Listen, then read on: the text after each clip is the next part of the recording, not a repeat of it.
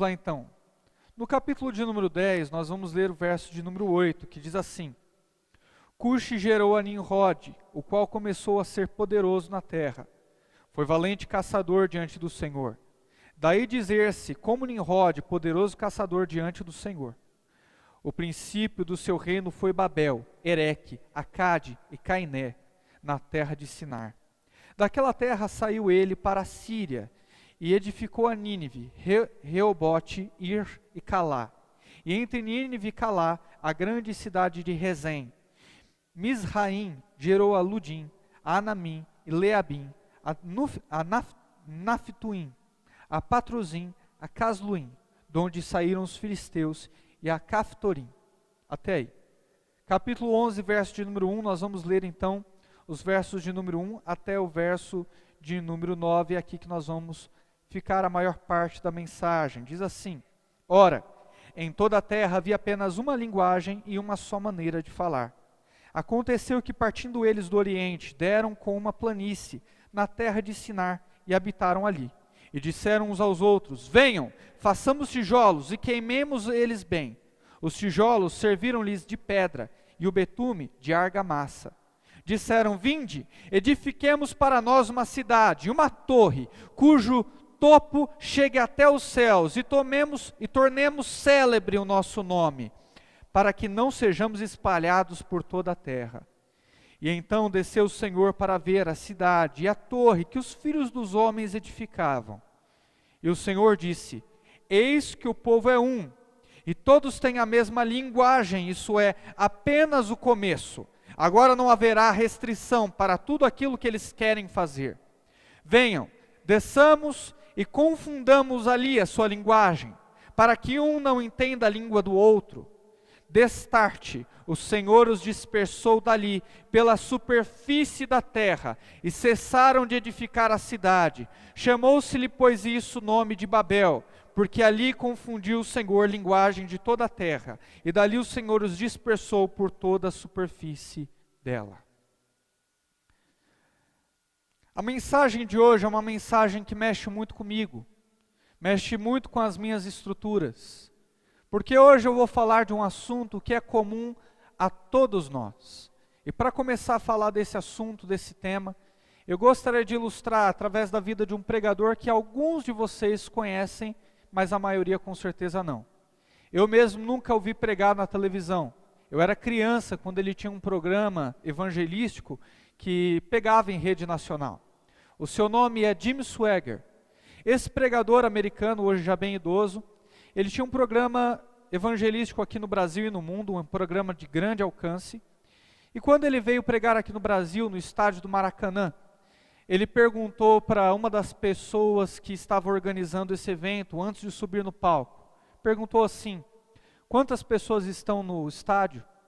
E alguém respondeu: olha, o estádio está todo lotado e tem não sei quantas mil pessoas já do lado de fora esperando para entrar, não tem mais cadeira, está tudo lotado. E era um evento evangelístico.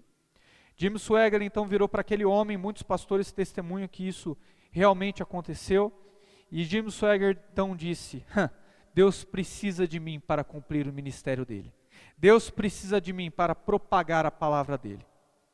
Algum tempo depois que Jim Swaggart disse isso, ele foi pego em ato de adultério lá na sua terra natal, os Estados Unidos, com várias prostitutas e lavagem de dinheiro, e pecados tão terríveis que mancharam a sua imagem, que acabaram com a sua reputação.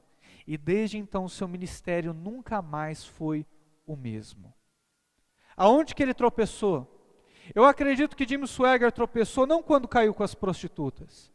Eu acredito que Jim Swaggart tropeçou não quando lavou dinheiro. Eu acredito que ele caiu no momento em que ele se orgulhou de quem ele era. E no momento que ele se orgulhou do ministério que Deus confiou a ele. Eu acredito que nesse momento foi o momento da sua queda. E é sobre isso que eu gostaria de falar hoje. Eu gostaria de falar sobre o orgulho. Porque o orgulho é o tipo da coisa que é muito grande na vida do outro, e todo mundo consegue enxergar um orgulho na vida do outro, mas nós não conseguimos enxergar o orgulho quando está nas nossas próprias vidas. Parece que na vida do próximo é visível, e na nossa vida não tem nenhum. que o outro tem muito e a gente não tem nada. E a gente, quando ouve uma mensagem como essa, o pastor falando sobre o orgulho, a gente já pensa, como eu queria que o irmão fulano estivesse aqui. Como que eu queria que a irmã fulana estivesse aqui. Porque com certeza, eles precisavam ouvir essa mensagem. E a gente vai jogando a bola para o outro e esquece que nós também fomos mordidos por esse inseto do orgulho. Que nós também devemos ao orgulho alguma parte das nossas vidas. E devemos diminuí-lo. Eu lembro que uma vez eu estava procurando a chave do carro, eu perguntando para a Paloma, cadê a chave do carro? E a gente procurava embaixo, em cima das coisas, em cima da geladeira, eu tenho uma pedra grande ali na pia, estava procurando a chave do carro, não achava de jeito nenhum, de repente a gente se cansou, estava atrasado já para o nosso compromisso, coloquei a mão no rosto, sentei no sofá e falei, já era, não vou achar, não vou conseguir chegar, eu já todo cansado, tateei a mão no sofá, achei a chave do carro. Ela estava ali, escondida no vão do sofá. E vai por mim. Se você já perdeu alguma coisa na vida, procura ali no vão do sofá, você tem grandes chances de encontrar. E eu falei, nossa, estava todo esse tempo aqui e eu não consegui achar. Por quê? Porque estava escondido. E o orgulho é assim, irmão. Se você achar, se você procurar, ele está aí, está escondido. Ah, pastor, mas eu não tenho. Não, está aí, está escondido. No seu coração tem orgulho. E eu gostaria de falar sobre isso essa noite. Sobre quando o orgulho é maior, esse é o tema da mensagem. Quando o orgulho parece ser maior do que tanta coisa, maior do que os planos de Deus para a nossa vida. Quando o nosso orgulho parece ser maior do que a minha energia e a minha força que eu coloco para me santificar. Quando o meu orgulho parece ser maior do que tudo aquilo que eu projeto, maior do que tudo aquilo que eu sonho. Quando o orgulho me atinge, o que eu faço? E hoje eu gostaria que você se autoanalisasse. Que você parasse um pouco de jogar a bola para o teu irmão, para a tua irmã. Ele também tem que ser tratado, mas acima de tudo, você se diminua essa noite e com muita humildade receba essa mensagem, porque eu te garanto, apesar de eu pregar com voz mansa, ela não vai ser nada leve. Vamos orar? Pai Santo, Eterno Deus, nós trememos só de pensar no orgulho que habita nos nossos corações. Do Senhor virá para nós dizer, você é orgulhoso. Ah, Pai Santo, nós gostaríamos de nos livrar disso. Perdoe por esse pecado tão terrível. Nos diminua, Senhor Deus, e nos faça pessoas santas essa noite. Que nós possamos sair daqui menos orgulhosos e mais dispostos a ouvir a Tua palavra. É o que eu te peço em nome de Cristo Jesus. Amém e amém. Por que eu escolhi Nimrod para abrir essa mensagem essa noite? Porque Nimrod era um homem verdadeiramente orgulhoso. Talvez você tenha passado apenas o olho aqui no texto que nós lemos, mas diz que Nimrod era um caçador diante do Senhor. Essa palavra no original, diante do Senhor, ela quer dizer o seguinte: Nimrod era um caçador contra o Senhor, que se opunha ao Senhor, inimigo do Senhor, distante dos caminhos do Senhor. Ele era descendente do membro mais sarrista da família de Noé, ele era descendente de Cã. E ele começa a fazer um grupo de caçadores e um grupo de pessoas influenciados pela sua personalidade e liderança forte, pessoas que eram inimigas do Senhor também, pessoas que não reconheciam a Deus em seus caminhos, pessoas que caçavam, pessoas que escravizavam as outras, pessoas que faziam grandes nações, inimigas de Deus, inimigas do povo de Deus, e nações violentas e sanguinárias. Era essa a influência e a contribuição de Nimrod na construção das grandes civilizações. Todas as civilizações que Nimrod construiu, como por exemplo, Nínive, era uma cidade extremamente violenta. Nós vamos perceber que depois que o profeta Jonas foi para lá e pregou a palavra, todos eles se converteram, graças a Deus por isso. Mas Nínive era conhecida como uma terra realmente violenta, quando Nínive ia atacar uma outra cidade, um outro país, as pessoas costumavam cometer suicídio, só para não cair nas mãos dos ninivitas. Foi esse o calibre da violência que Nimrod fundou ali, a cidade de Nínive. Nimrod era uma pessoa terrível, e ele começou então a construir também a Torre de Babel. Muitos rabinos atribuem a Nimrod a construção da Torre de Babel, e nós vamos ver por que essa torre foi tão terrível. Nós vemos no capítulo de número 11, a partir do verso de número 1, que a cidade que esse homem violento, Nimrod, implantou, era uma cidade sanguinária, era uma cidade terrível. Olha o que diz aqui no 11:1. Ora, em toda a terra havia apenas uma língua e uma só maneira de falar.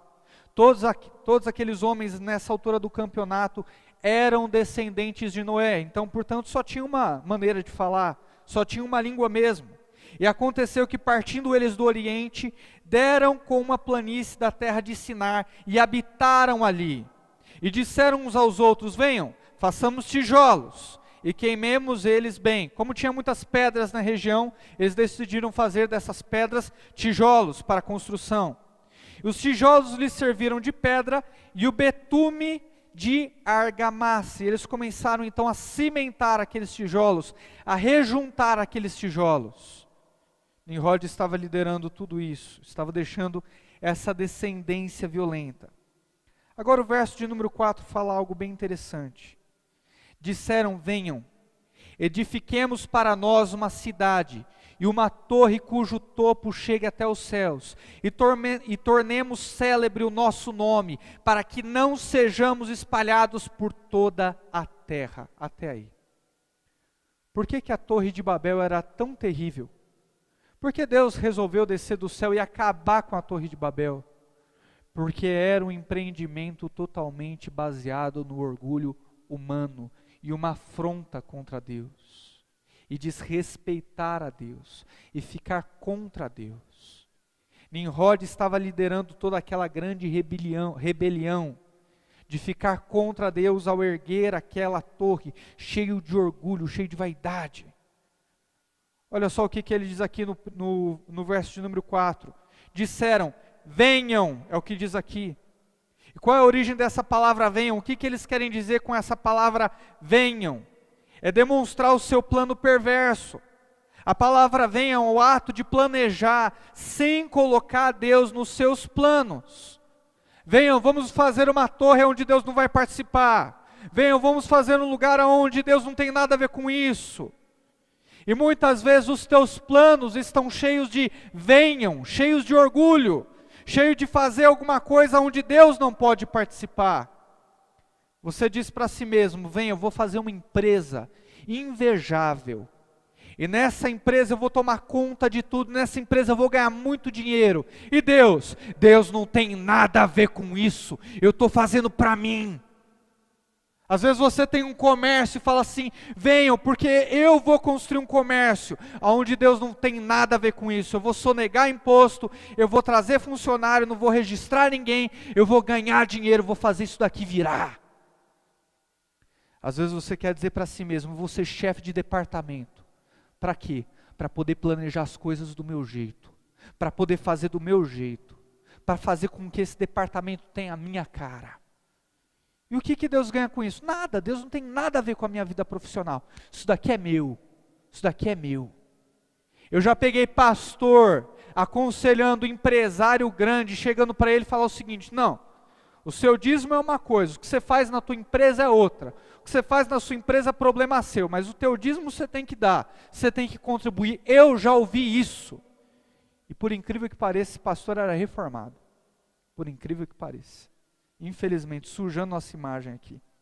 Às vezes você vai ter propriedades, terrenos, vai ter casas, e aí as pessoas te perguntam: mas e Deus, onde se encaixa nos seus planos? Não, Deus não se encaixa em lugar nenhum. Eu tenho empresas, eu tenho propriedades, eu tenho casas, isso daqui é meu, isso daqui é para mim, isso daqui é para eu ganhar dinheiro, isso daqui é para eu ser alguém na vida. Às vezes você vai casar com alguém que não pertence a Deus, você vai casar com alguém que não teme o Deus que você teme, E as pessoas vão falar, cadê Deus no teu casamento? Não, Deus não tem nada a ver com o meu casamento. Minha vida com Deus é uma coisa, meu casamento é outra, não tem nada a ver com isso. Isso daqui é o meu plano, isso daqui é do meu jeito, isso daqui é o que eu quero fazer. Às vezes você fala assim, não, eu vou viajar o mundo, vou conhecer o mundo. Ah, que legal, você vai conhecer o mundo. E o que Deus tem a ver com isso? Não, Deus não tem nada a ver com isso. Eu quero ver Paris, eu quero ver Itália, eu quero ver a Europa, eu quero conhecer o Oriente. Deus não tem nada a ver com os meus planos. E você está falando, venham, tal como os moradores aqui de Babel falaram, venham. Venha para um poço sem fundo. Venha para uma floresta escura. Venha para uma vida sem Deus. E eles não falam só, venham. Eles dizem o quê? Edifiquemos. Para quem? Para nós. Edifiquemos para nós. O orgulho, irmãos, ele não está contente só em você excluir Deus dos seus planos. E dizer, Deus não tem nada a ver com isso. O orgulho não está contente só em dizer isso. Só em fazer você fazer isso. Não. É necessário se voltar para si. Eu excluo Deus e me coloco no centro. Eu excluo Deus e construo para mim. Eu não faço para a glória dele, eu faço para a minha. Não basta tirar Deus dos meus planos, é necessário me colocar no lugar dele. O orgulho não quer mostrar somente o quanto Deus é pequeno, irmãos. O orgulho quer mostrar o quanto que você é grande, o quanto que você é capaz, o quanto que você pode. Chegou a hora de construir alguma coisa para você, não é verdade? Alguma coisa que você possa dizer, eu fiz, e eu fiz para mim, e eu fiz sozinho. É isso que o orgulho quer que você faça. Quando você menos espera, na vida, você está tirando o Deus dos seus planos e está se colocando no lugar dele. E está declarando, eu fiz para mim, e eu fiz sozinho. As coisas não são feitas para a glória de Deus. Aquele verso que está no Novo Testamento, quer comais, quer bebais, quer façais qualquer outra coisa, façai tudo para a glória de Deus.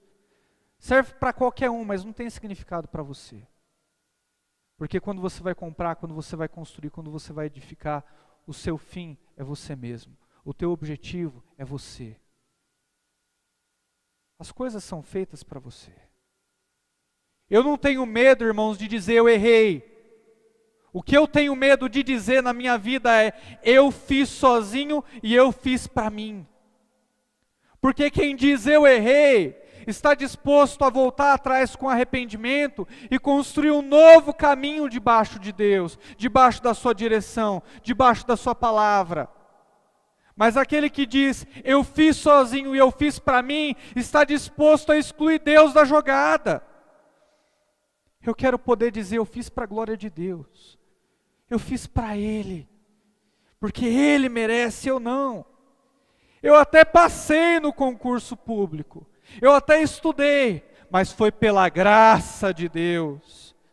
Eu até estou em uma certa posição, mas é Ele que é glorificado. Os princípios dEle estão nesse lugar. Eu até vou morar nesse bairro, eu até vou morar nessa casa que eu construí, mas Ele vai ser pregado nessa casa, o nome dEle vai ser conhecido nessa vizinhança, é para Ele que eu vou entregar minha vida. Eu até vou me casar, mas eu vou me casar com alguém que tem a mesma fé que eu, para eu poder edificar um lar para a glória de Deus, senão não vale a pena. Os meus irmãos em Cristo vão ser beneficiados, a minha igreja vai ganhar com isso. Irmão, você existe para a glória de Deus, você não existe para uma vida em si mesmo, você não existe para se colocar no lugar dEle. E se você está pensando assim, então volta. E se esse é o teu espírito, então volta. É necessário ter arrependimento e muita maturidade nessas horas. Para saber que errou, para saber que não está legal, que o caminho não é desse jeito. Isso daqui é os habitantes da Babilônia, é o espírito de Nimrod. Venham, edifiquemos para nós, o quê? Uma cidade. E por que que as pessoas começaram a edificar cidades?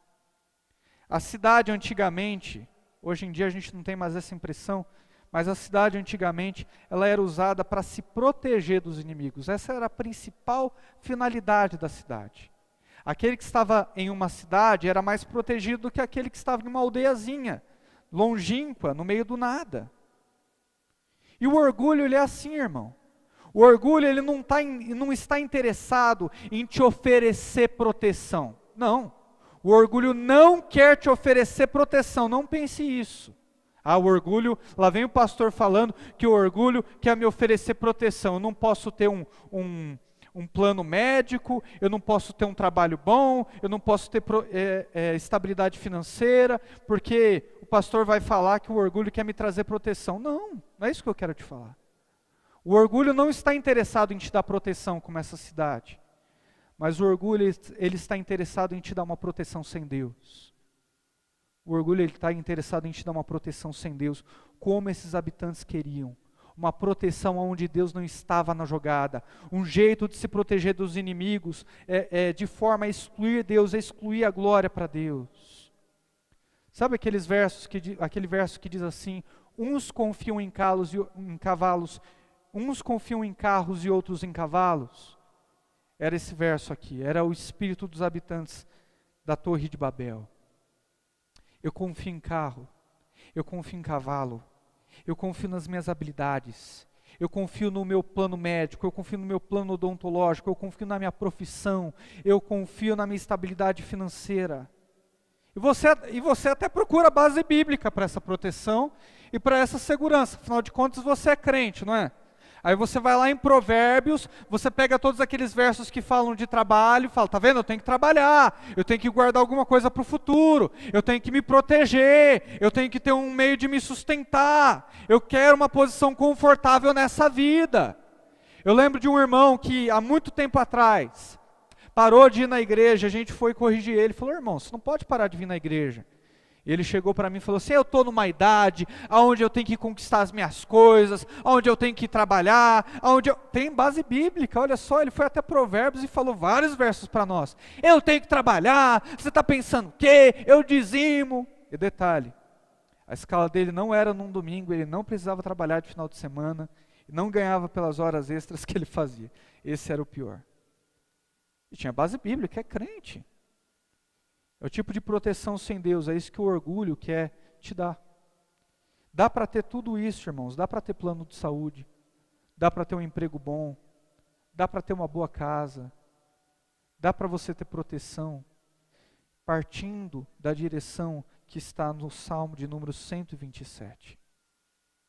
Se Deus não vigiar a cidade, em vão vigia a sentinela.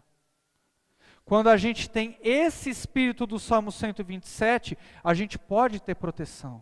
Eu tenho plano de saúde, eu tenho a profissão, eu tenho a estabilidade, mas se Deus não vigiar por mim, nada disso vale alguma coisa. Se Deus não estiver do meu lado, nada disso tem algum valor, porque é proteção sem Deus, é proteção por proteção, e não é isso que eu quero. Uns confiam em carros, outros confiam em cavalos. Uns confiam nas suas habilidades, outros confiam no seu trabalho, outros se gloriam na sua segurança financeira. Nós, no entanto, nos lembraremos do nome do Senhor nosso Deus. É nele que nos gloriamos. É para ele que apontamos, irmãos, e dizemos, ele é quem nos protege. O que mais que eles dizem aqui? Olha só, vamos fazer então uma torre que chegue até os céus. Olha só que interessante. Vamos fazer uma torre que chegue até os céus. Eu quero contar uma história para você, para poder ilustrar esse ponto da palavra. Um dia, o orgulho, ele se apaixonou perdidamente pela vaidade. Eles se casaram e formaram um casal perfeito e viveram felizes para sempre. O orgulho anda de mãos dadas com a vaidade. O que os moradores da Torre de Babel queriam fazer? Uma torre que chegasse até os céus, uma torre que desafiasse o Todo-Poderoso. O que move a sua vida é o que é importante ou é o que é vaidade? Essa torre não era uma torre de vigilância. Ela só servia para chegar até o topo. As pessoas podiam chegar para aqueles moradores e dizer assim: para que serve? Eles iam responder: ó, não serve para nada, mas é bonito, né? Mas é estético, não é? Mas aonde que você vê uma beleza como essa? Você não vai ver uma torre como essa em nenhum outro lugar. Não servia para nada, mas estava ali. Era bonita, era estética e desafiava a Deus. Era essa a única finalidade dessa torre. Tocar nos céus é uma maneira de desafiar a Deus. Porque está dizendo assim para o Senhor: você não é o único com o direito de morar no céu. Você não é o único que pode morar aqui. A gente também pode chegar até os céus. A gente também pode ser grande. A gente também pode olhar para os outros de cima para baixo. Era essa a forma que os moradores da torre queriam desafiar a Deus. E o que é vaidade? Vaidade é o ato de se ver bem. São atitudes de autossatisfação. Tudo aquilo que você faz de maneira desnecessária para ser feliz, isso é vaidade.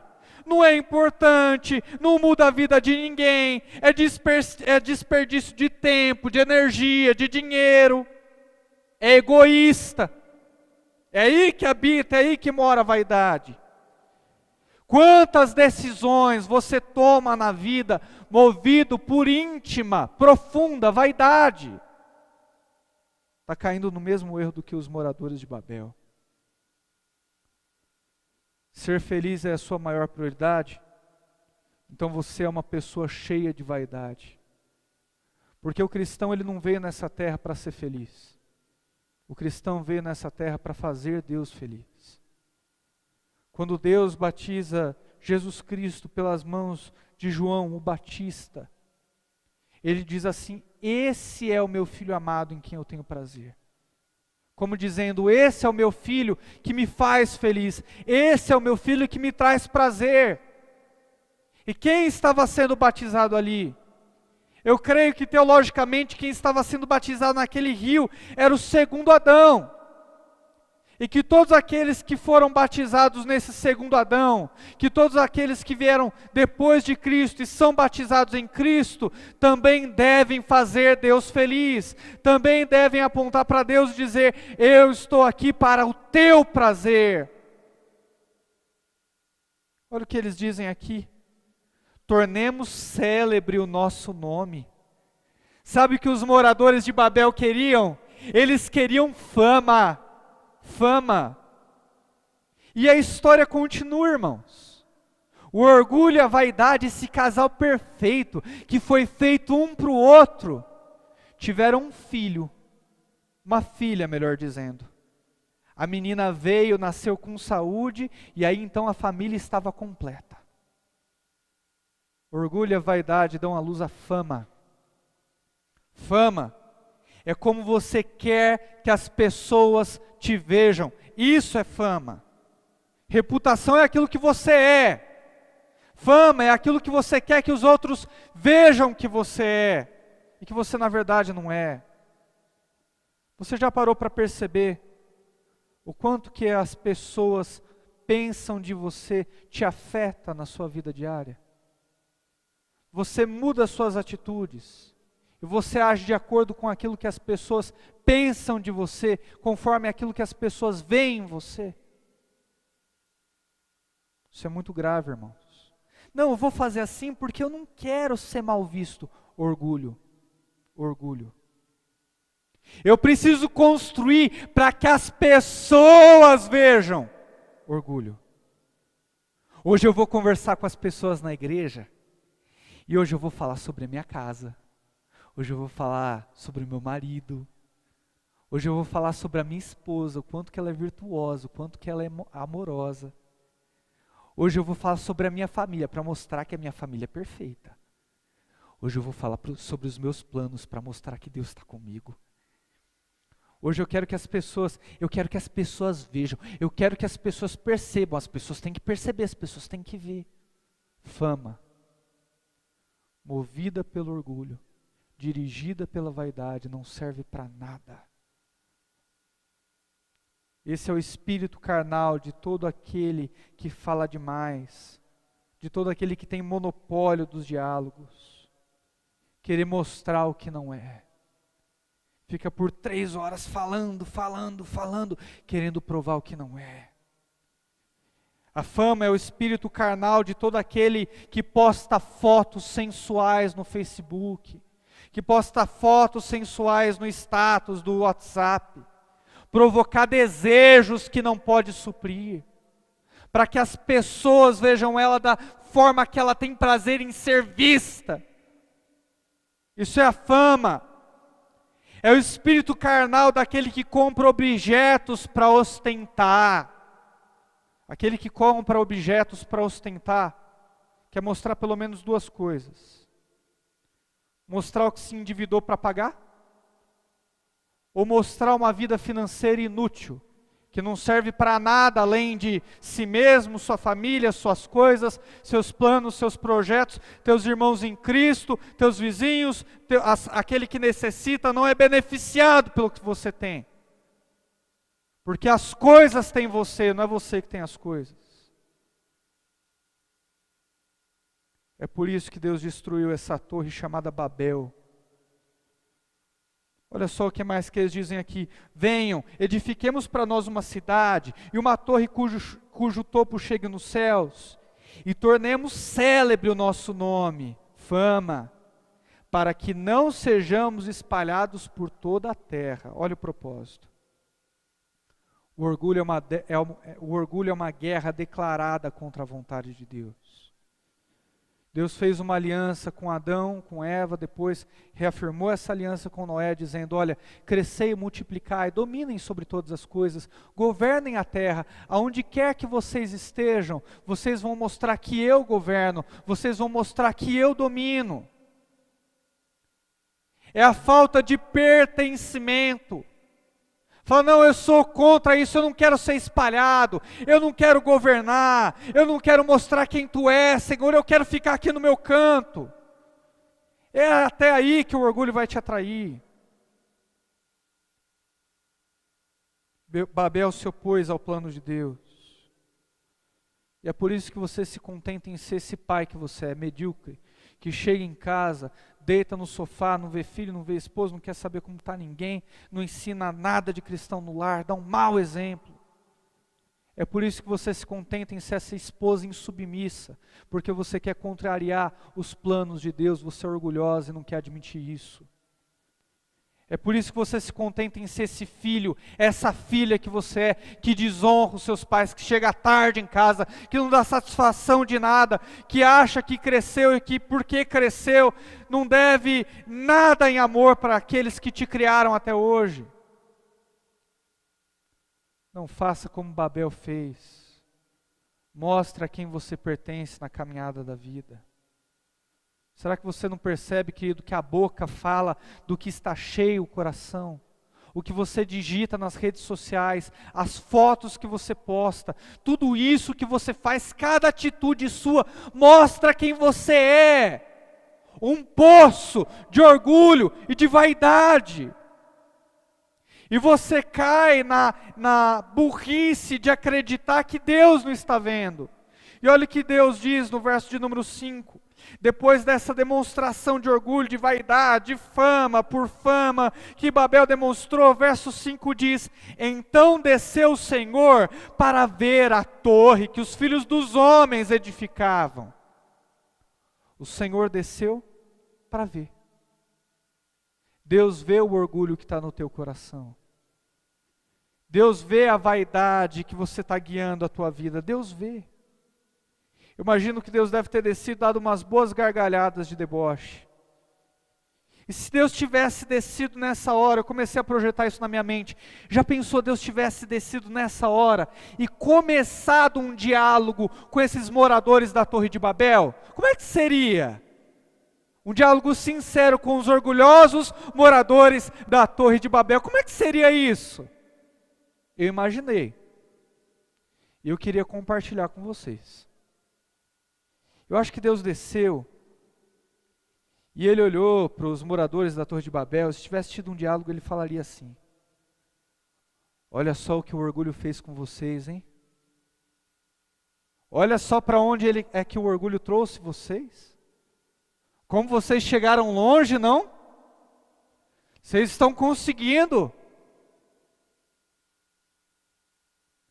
E aí eles diriam assim, porque todos tinham uma mesma linguagem, a gente observa que eles tinham habilidade de comunicação, estavam construindo um monumento à sua própria honra, um monumento à sua pessoa. E os moradores da Torre de Babel iriam dizer assim, verso de número 6, o finalzinho: isso é só o começo. Não haverá restrição para tudo que intentam fazer. Eu acho que esse é o diálogo do orgulhoso com Deus. Quando Deus chegar para nós e falar assim: olha só, olha onde teu orgulho te levou. Você fez sozinho? Nossa, mas você está fazendo muito bem. Olha o quanto que você está construindo. Eu acho que a gente responderia de volta, se fosse sincero: Senhor, e isso é só o começo. Não vai haver restrição de tudo aquilo que eu quero fazer. Eu não vou parar por aí não. Porque o orgulho e a vaidade são um saco sem fim. Ele não quer propriedade, ele quer propriedades. Ele não quer pessoa, ele quer pessoas. Ele não quer uma ostentação, ele quer ostentações.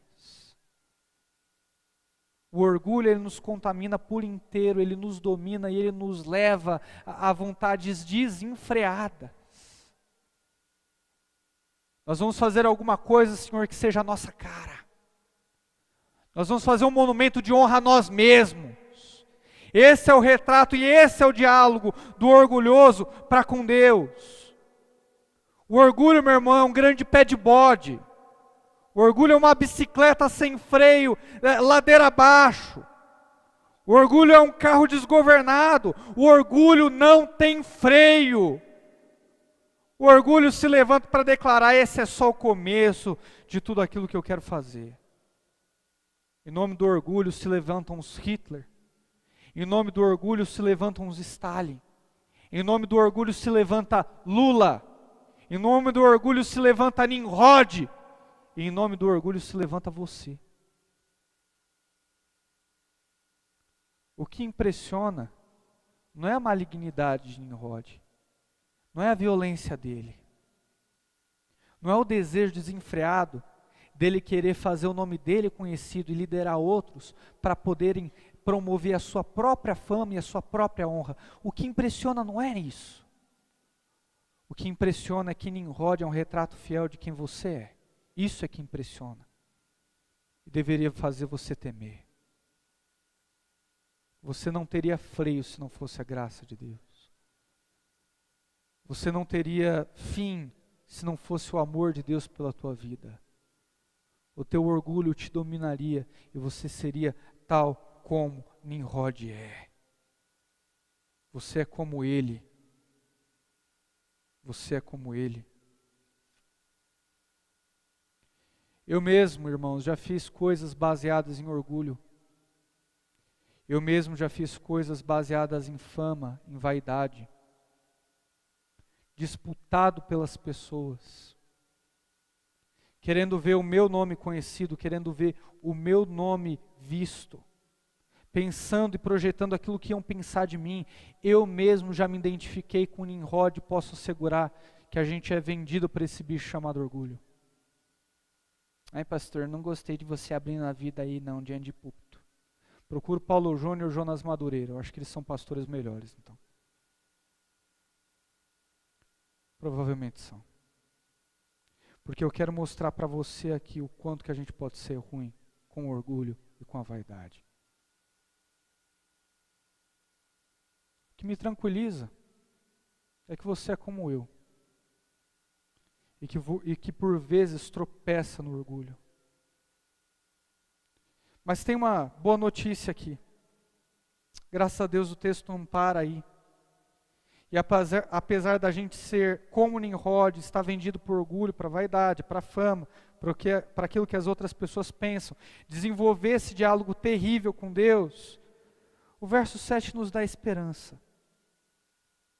Vinde, olha só que interessante, ó. O verso de número 5 diz, então desceu o Senhor, o 6, e o Senhor disse, correto? Os versos começam assim, então desceu o Senhor, 5, 6, e o Senhor disse, tudo bem? Agora olha o 7, vinde, desçamos, confundamos ali a sua linguagem. Deus começa a falar no plural, uma demonstração clara da Trindade no Antigo Testamento, aqui no verso 5, 6 e 7. Você pode mostrar o Deus Trino aqui no verso 5, 6 e 7. Eu tenho certeza que eu mostrando para você a Trindade aqui no Antigo Testamento, você vai anotar, né, crente? Você não vai deixar passar não, né? Tenho certeza que você que tem dúvida sobre a Trindade, você vai fazer uma marcação aí e vai lembrar que aqui tem a Trindade. Não é verdade? Eu sei que você vai.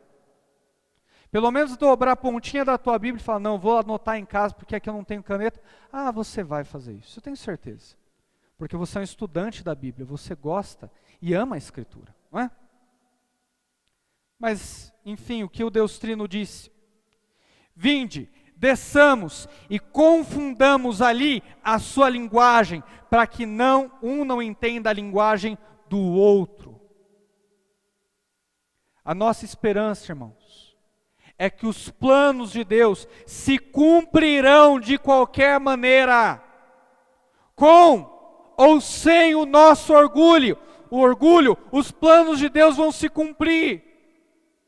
Por isso que o orgulho é uma manifestação gratuita da nossa burrice. Porque se os planos de Deus vão se cumprir, é melhor a gente se amoldar aos planos de Deus, porque eles vão ser cumpridos mesmo. É melhor abandonar o orgulho, é melhor abandonar a vaidade. E graças a Deus, o verso de número 4 diz o seguinte: os homens da Torre de Babel dizendo, vinde, vamos fazer esse empreendimento. E o verso de número 7 dizendo, vinde, desçamos lá e confundamos. Para cada vinde levantado pelo nosso orgulho, vai ter um vinde levantado pela graça de Deus, para frear esse orgulho que tem dentro de nós. E é isso que me motiva, e é isso que me consola. Cada vez que você disser, vinde para construir uma vida com orgulho, Deus vai dizer, vinde para destruir aquilo que você está fazendo. A graça é o freio que limita o nosso orgulho. A graça é o que se opõe à nossa vaidade. A graça é o que inutiliza as nossas chances de fazer o nosso nome conhecido, de fazer o nosso nome lembrado. É a graça que traz tudo isso. A graça nos coloca na rota certa, irmãos, cada vez que a gente pensa em desviar. E ela não só faz isso, mas nos dá o prazer de nos declarar cada vez que somos atingidos por ela. A graça me trouxe aqui. A graça realizou isso em mim. A graça de Deus sempre será maior do que o nosso orgulho. E por isso a gente não precisa se preocupar quando o orgulho for maior. A graça de Deus sempre vai ser maior, irmãos. Sempre. Sempre. A graça é tão profunda. A graça é tão maravilhosa. Que ela se fez carne, morou aqui na terra, morou entre nós. Tudo aquilo que a gente podia conhecer de graça, na pessoa do Filho, que é Deus, se fez carne e habitou nessa terra. E Deus não tem orgulho. Deus não tem vaidade, Deus não tem capricho. Prova disso é que Ele se fez como uma criatura, como a gente, um homem. Ele morou no nosso meio. E agora, crendo em Cristo e crendo em quem Ele é, a gente pode derrotar todo e qualquer tipo de orgulho também. Porque o Filho de Deus não tem orgulho. Verso 26, do capítulo de número 11. Viveu Tera 70 anos e gerou a Abraão, a Naor e Arã. Gerou a Abraão, Quem é o descendente de Abraão? Quem é o maior descendente de Abraão? Jesus, o Filho. E Ele está aí para derrotar todo o seu orgulho. A humildade começa com Deus. A nossa trajetória começa aqui, irmãos, e vai terminar lá no céu. E quando nós chegarmos lá no céu, nós podemos ter a certeza de que nenhum orgulho habitará em nós, porque ninguém vai poder chegar no céu e dizer: eu me trouxe aqui, eu vim aqui por conta própria. Porque pela graça vocês são salvos, por meio da fé. E isso não vem de vocês, é presente de Deus, não das obras, para que ninguém se orgulhe. E é esse sermão, irmãos, que derrota vocês e que me derrota. E é esse sermão que me faz olhar para dentro de mim mesmo, perceber o quanto que eu sou orgulhoso, o quanto que eu sou vaidoso, o quanto que eu quero projetar uma imagem que não é real, que não é o que eu sou. O quanto que aquilo que as pessoas pensam de mim me afeta. E é esse mesmo sermão que me derrota e que me coloca lá para baixo. O sermão que engrandece a graça de Deus na minha vida, que me faz olhar para os meus erros e para os meus pecados e me ver na rota certa novamente. Eu falei coisas pesadas aqui essa noite. Eu sei que te ofenderam, eu sei que algumas delas te magoaram, mas é a palavra de Deus, que graças a Ele nos liberta de quem somos. Eu não quero ser Nimrod, eu não quero ser um morador de Babel. Deus pode destruir os meus planos, Deus pode me espalhar, Deus faça aquilo que Ele quiser da minha vida. O que eu quero é me identificar com o Filho de Deus, que se entregou e morreu por mim. E você? E você? Agora o que está em guerra aqui essa noite não é mais a graça de Deus versus o teu orgulho. É a graça de Deus versus a tua teimosia de fazer as coisas exatamente igual quando acordar amanhã. Seja radical com o teu orgulho.